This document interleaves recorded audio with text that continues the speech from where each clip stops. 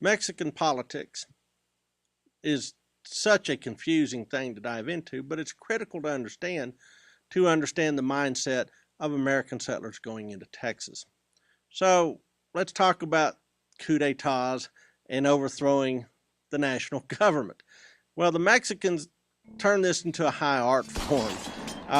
We have the first president's term is served in its entirety.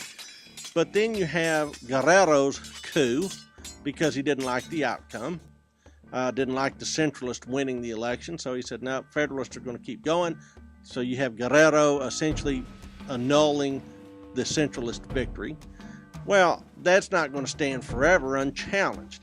And in fact, when the Spanish come in and Santa Anna takes the army off to suppress or to defend the nation against the Spanish invasion, Guerrero's a little vulnerable. And in fact, his vice president, Bustamante, is a centralist and starts to plot his move. Bustamante builds an army in Jalapa, and part of what he is feeding on is the national agitation against Guerrero's Minister of Finance, De Zavala. De Zavala we all know of as being involved with Texas. Well, at this point, De Zavala, a Yucatecan, is bringing some progressive ideas on taxation to Mexico and is starting to crimp some of the traditional monopolies like the church and things like that. He's making people mad.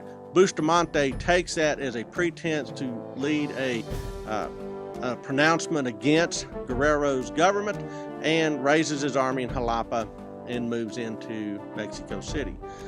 Guerrero runs for it. He runs out into the south of Mexico. There was probably a little bit of racism involved in this coup d'etat as well. See, Guerrero was of mixed race ancestry. He had African and Indian blood. He was not a criollo in the purest sense.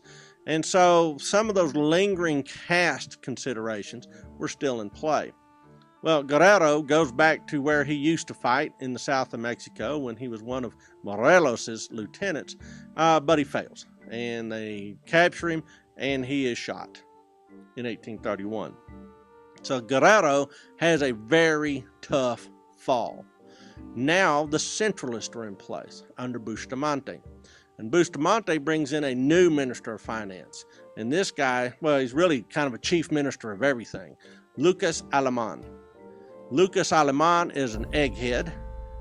He likes to read a lot of books, and he likes to take more of a learned approach to government.